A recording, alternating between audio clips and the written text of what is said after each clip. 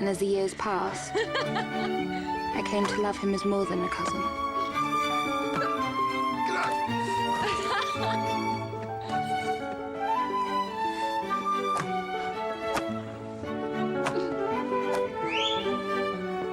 Edmund? Fanny?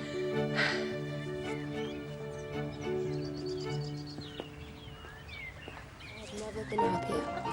I thought Aunt Norris was never going to let me out. How did you get away?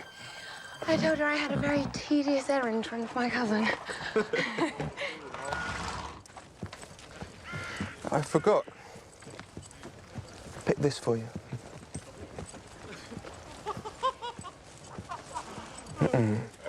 If Rushworth didn't have 12,000 a year, what a very stupid fellow he'd be. But luckily for him, he has.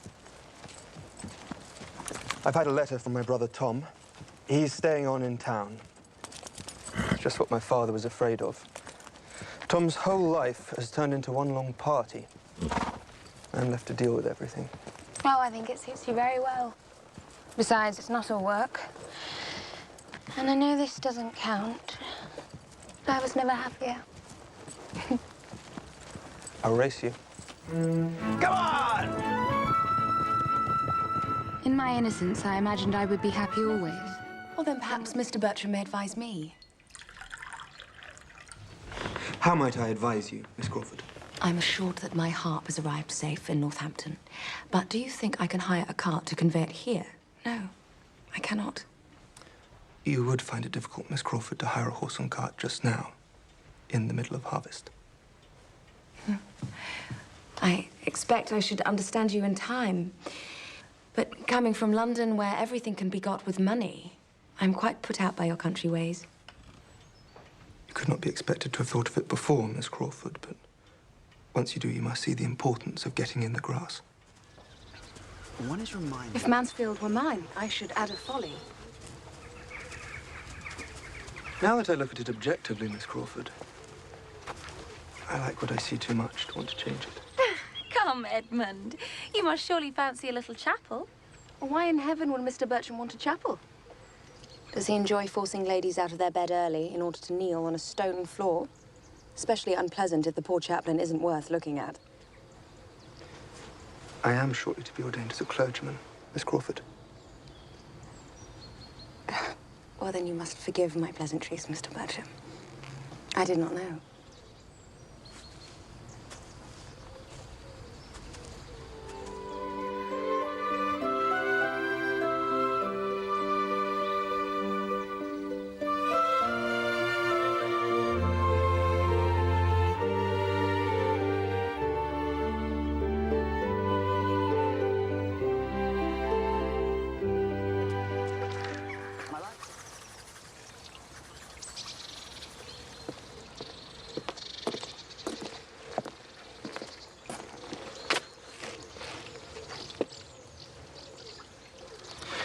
Fanny, what's your opinion of Miss Crawford?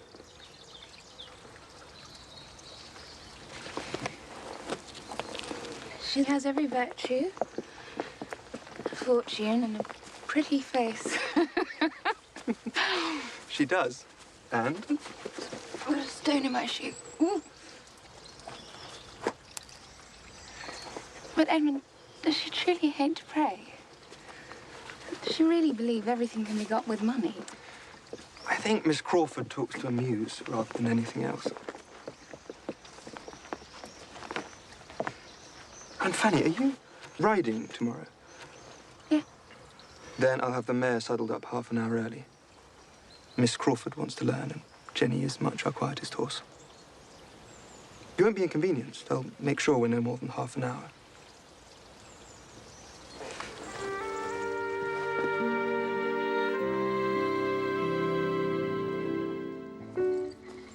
So you are to be a clergyman? I am, yes. I'm surprised. Come, do change your mind. You really are fit for something better. It's not too late. You could go into the law. Go into the law with as much ease as I might go for a ride. Well, usually there's an uncle or a grandfather to leave a fortune to the second son.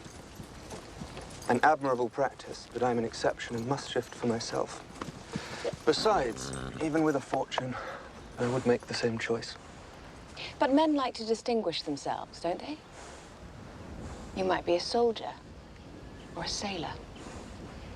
I might, but I am not. You're a natural rider, Miss Crawford. Well, I have a very good teacher. Fanny, we're late. I'm so sorry. Really, it's of no importance. Oh, I'm sure it is. I do apologize. Your cousin and I had so much to talk about, we quite forgot you. But selfishness must always be forgiven, you know, because there's never any hope of a cure. In one breath. It's been a great while since I trod the boards. Today, I feel as if I could be anything and everything. I'll never have these curtains finished in time for the performance. You're not seriously putting on the play here. Well, certainly we are. Why not? Look, it's a slight piece, I know, but... do you think this is too modern? Where's Mr. Crawford? I want his opinion. For one thing, we know Father's on a return journey now and in constant danger. For another, Yes. And if we can keep my mother's spirits up, I shall think our time well spent. It's a very anxious time for her. What is it? What? I was not asleep. For another, you have asked Maria to play the mother of an illegitimate child. Oh, do not act in anything improper, my dear. Sir Thomas would not like it. You know Father wouldn't like his grown-up daughters to be acting. I know my father as well as you do. Don't imagine no one in this house can see or judge but you. Perhaps Edmund doesn't realize how much I'm relying on him. You see, I'm to be Amelia, but there's no one for Anhalt, my tutor. If anyone should play it, it's you. He is a clergyman, you know. Then I'd be sorry to make him ridiculous with bad acting. We can manage perfectly well without you. There's no need for you to take part. I have no intention of taking part. Only don't expect to govern everyone else.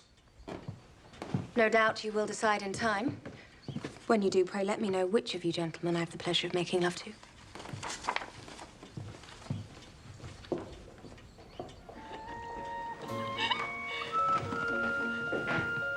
Fanny, I want your opinion.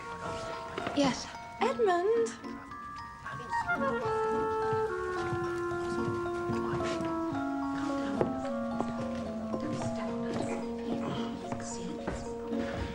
This acting scheme gets worse and worse. They're going to ask an outsider, a complete stranger, to play Anhalt. And what can you do? Tom's so determined. There's only one thing. I must play Anhalt myself. Well, can you think of an alternative? You said nothing would induce you. I know. Do you imagine I like being driven to be so inconsistent?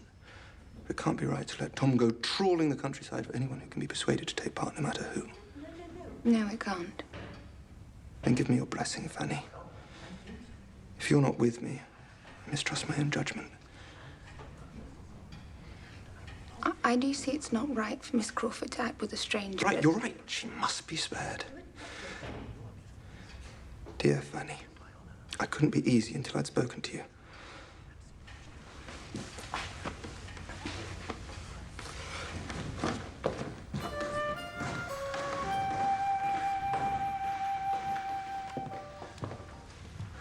What does the Baron accuse me of? Nothing he himself is... We can't put off any longer, Miss Crawford.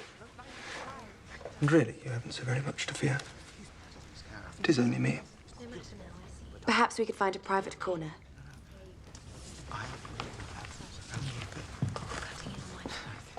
I do not wish to blame you, yet I can hardly call it ladylike of you to visit me here alone at night. My dear Mr. Anhalt, allow me to speak my heart, to tell you that I love you, that I've loved you since first I set eyes on you. The stage directions say, Amelia takes Anhalt by the hand and looks into his face.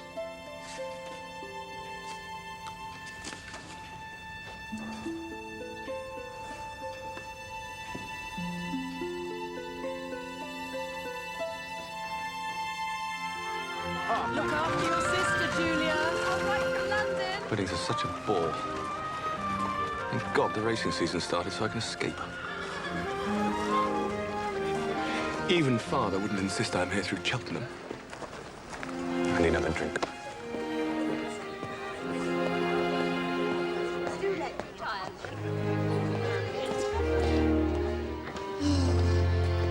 You sighed, Miss Crawford. Waving goodbye to your sister has made me wonder what there is to keep me at Mansfield. Will you not stay for my sake? I confess I can imagine it being pleasant enough to spend half the year at Mansfield, but in a country cottage, no. Might you not feel differently in time? You think I should be the one to change? I doubt it, Mr. Bertram. I'm stubborn, you know. And I always get my way in the end.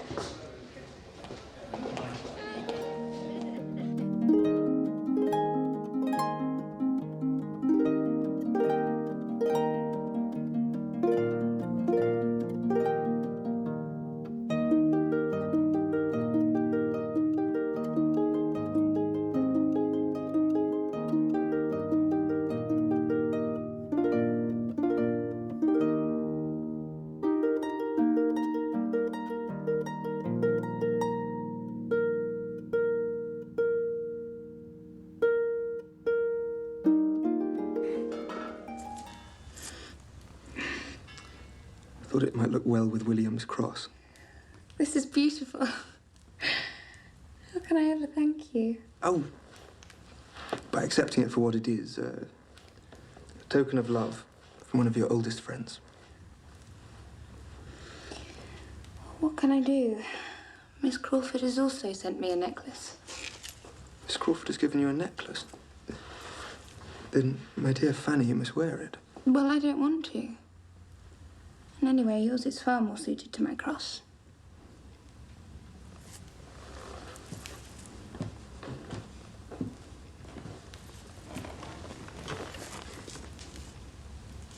How extraordinary that she and I should have had the same thought.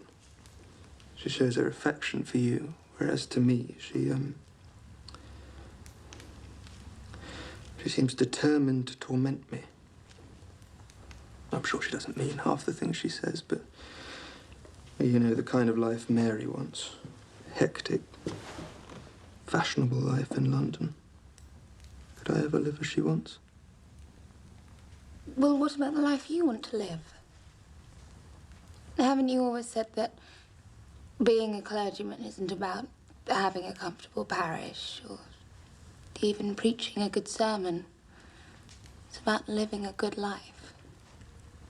Yes, and so it is. But enough of my problems. Tomorrow is your day. Then you must indulge me, Edmund, and see it first as I prefer.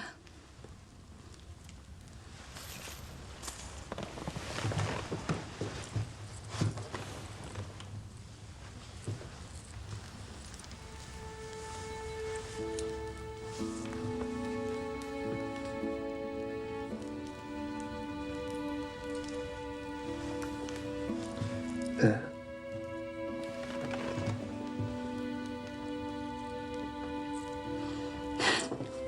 It could not look better.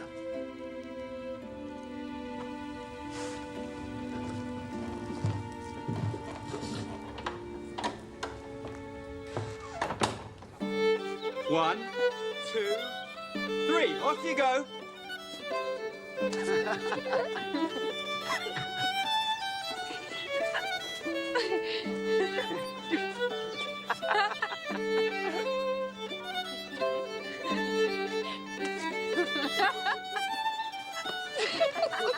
It's Mary, Miss Crawford. You are mistaken, Mr. Bertram. I cannot guess it.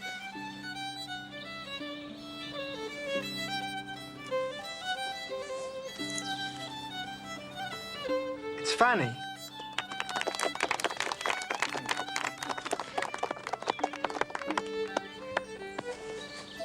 Well, I should have known you, Miss Price. May I?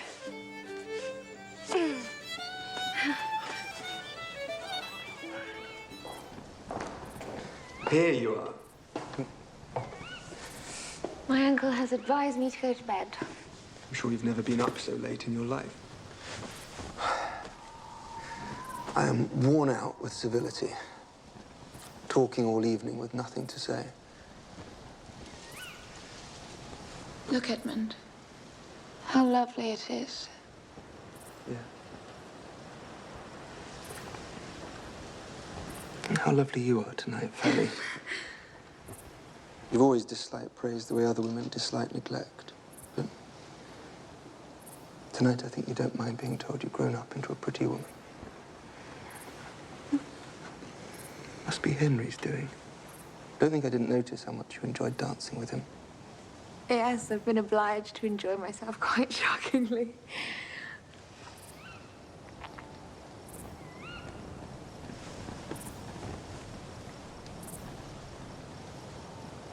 There's Arcturus, looking very bright.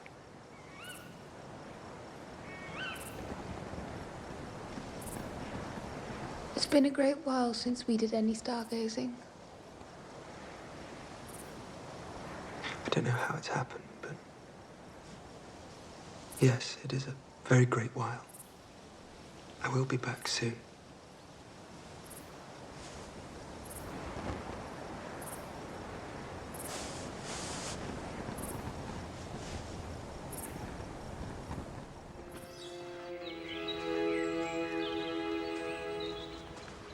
The Reverend Bertram. How well it sounds. Congratulations. Thank you. Stayed away so long, I thought you were never coming back. Did Sir Thomas send for you? No. The reason I stayed away so long was to avoid Mary. Only to run into the Crawfords just as they were quitting the village. You know, if I hadn't, I'd never have seen Mary again. I'd quite decided to forget her to end the whole torturous business. But seeing her just now, her manner to me was so very sweet. Her words so simple, her looks. I cannot give her up. She's the only woman in the world whom I can ever think of as my wife. She's invited me to visit her in London. Oh, no. And I must waste no time in doing so quickly before the habits of wealth and fashion scupper my chances. So, now I am to go away again. I'm sorry, Fanny. I promise I'll write as soon as I have any news. And anyway, I gather it's you I have to thank for their delayed departure. Fanny? What can I say? I'm sure we'll think very differently. Well, that's true. I think Crawford's proposal a highly desirable one. If you can return his affection. But, Fanny, if you can't, of course you mustn't accept him. I was afraid you'd blame me. Blame you? Your conduct has been faultless. But I can see you might wish to love him, the natural wish of gratitude, if nothing else. And you know, my father thought he detected some little thaw in your feelings. No, he was mistaken. I promise you, he was mistaken. Oh, well. Nothing. You saw Miss Crawford in London? Yes, every day. But not once alone. She was in a pack all the time. She danced a great deal. She spoke a great deal. But said nothing sensible or even kind. She was, I suppose, her London self. Like a stranger with whom I had to argue every little point.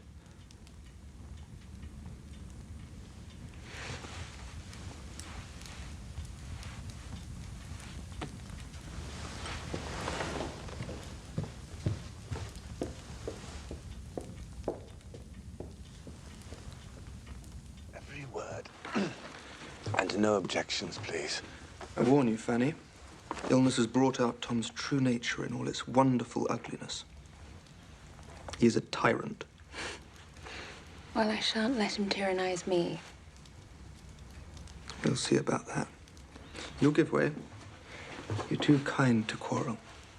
You should not rely on it, cousin.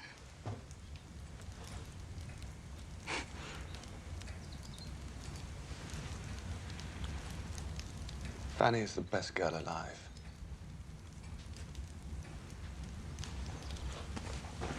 It's 4-1 on Little Scott, and Remnant beat Swallow by 2 lengths in the second meeting at Newmarket on Monday.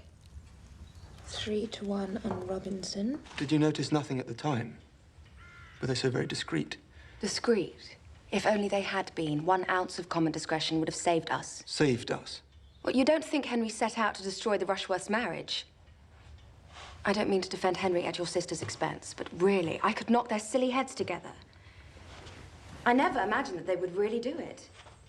And I'm sure we both thought Maria knew she'd had her penny's worth, to use the vulgar phrase, and would be content. Now, for 1 moment's stupidity, Maria has thrown away everything she gained by her marriage. Is that all you have to say? Please, don't think that I've forgotten Fanny. But foolish girl. If Fanny had accepted him, they might now even be married.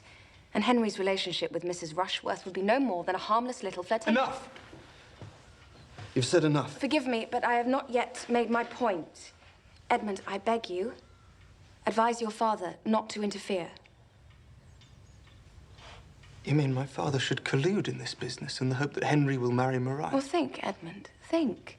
Maria would recover some footing in society. Not all, of course, but should the worst happen with your brother, then I mean, you and I, Edmund, would be in a position to help Maria and accept her back here at Mansfield. I cannot believe what I'm hearing. Have you no sense of what this means? All you see is folly. A little embarrassment we can overcome if only we're sensible and we think straight for 5 minutes.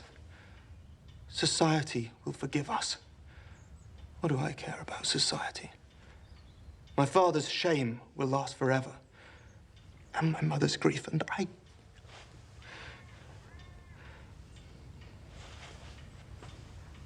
The woman I thought I loved doesn't exist. She was a figment of my imagination. So much the better, you may say. I have less to lose. But I'd have lost you 1,000 times rather than see you for what you really are.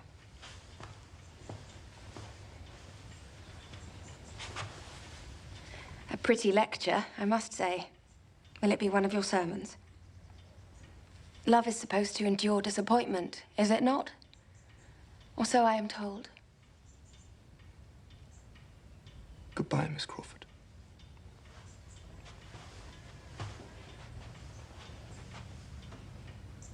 I wish you well with all my heart.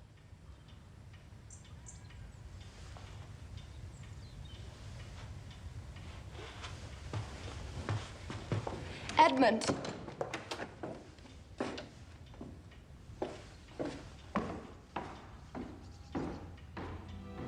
Sweet street.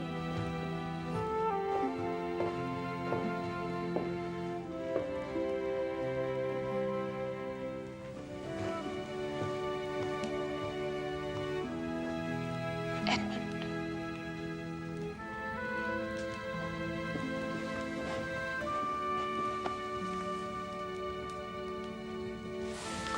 How I was deceived.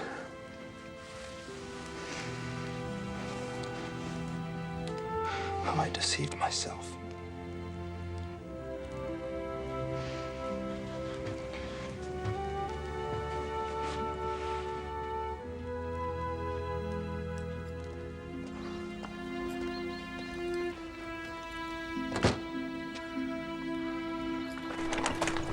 Poor Maria. I don't know who I feel more sorry for, Maria or Aunt Norris. That's better. A frown doesn't suit you. Fanny! Fanny, my dear, where are you? I need you.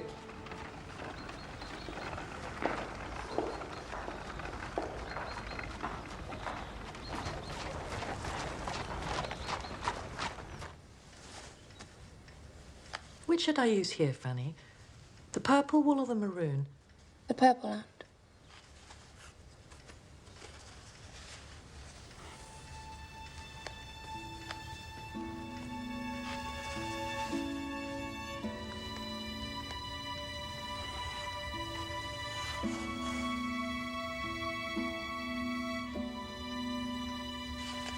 Damn it if Fenimore didn't come in last again at Newmarket.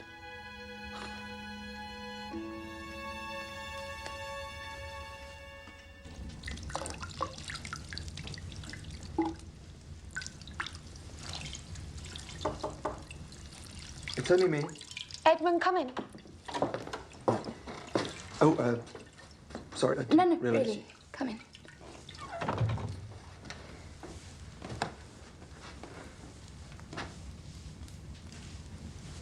I only wanted to say, what was it I wanted to say? It wasn't about us going riding tomorrow, was it? Yes, that was it. That was it. I just wanted to be sure you hadn't forgotten. I hadn't. Well, good. Glad.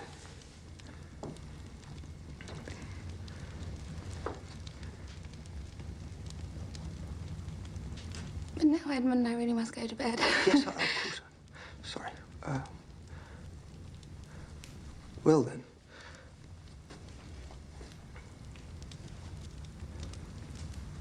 Good night, Fanny. Good night, Edmund.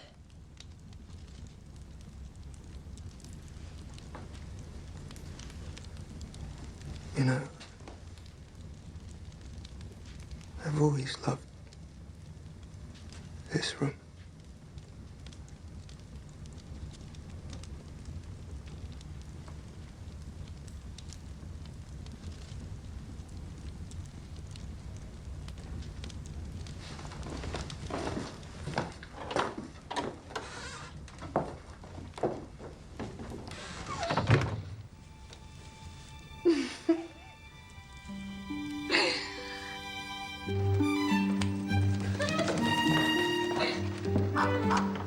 Fanny, I really do need to talk to you.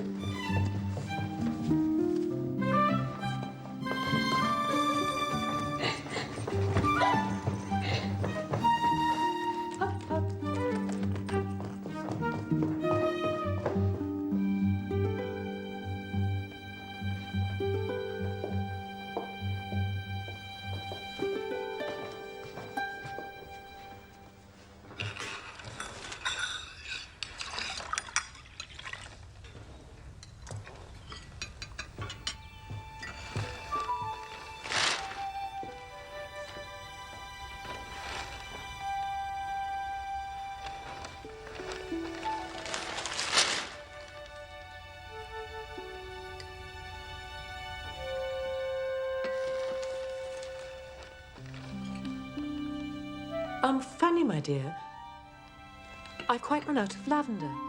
Pick some, won't you, before the sun gets too hot? Yes, Aunt, of course. And Edmund, find the scissors and go with her. Yes, of course. Edmund, if you remember, I need you to come into town with me this morning. I have several affairs with you. Not this morning, Sir Thomas. I'm sure your business can wait.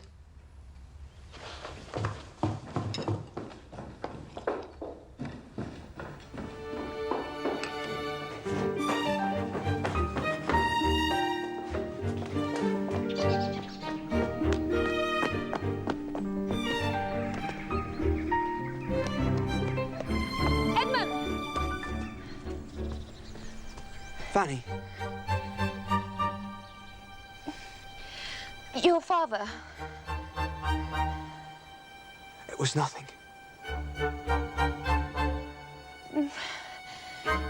Lavender.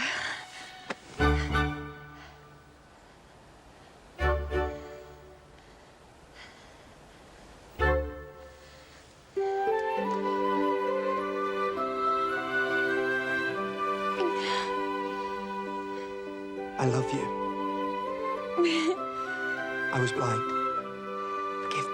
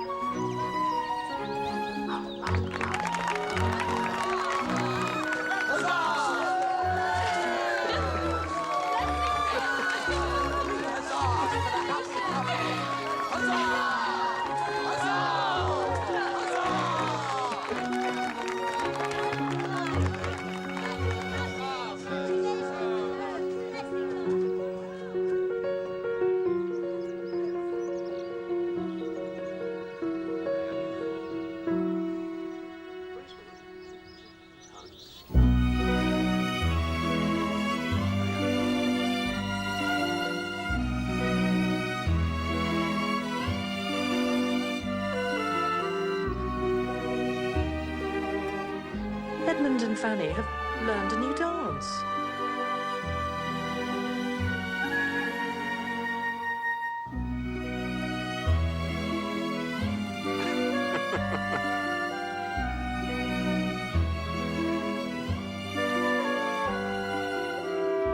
Is it possible to be so happy? Yes. Let's make it our business, Mrs. Bertram, to be happy ever after.